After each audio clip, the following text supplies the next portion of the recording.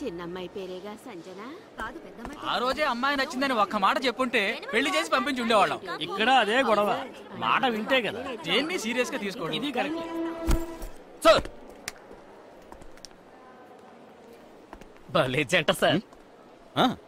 You know one thing, ఇవాళ వాళ్ళిద్దరు ఇలా ఒకటయ్యారంటే దానికి కారణం నేనే. మీరా?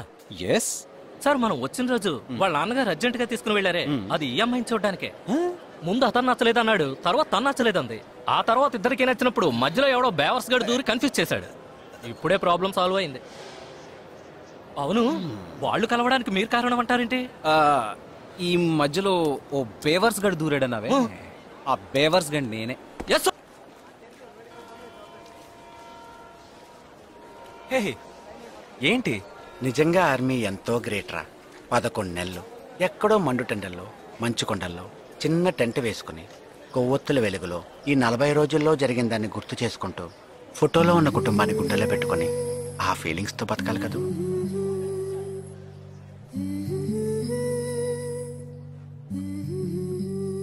పాట ఏమైనా పాడమంటారా? Any song. పెళ్లి కొడుకు వేసుకున్న డ్రెస్ కి జనగణమనే పాడాలి.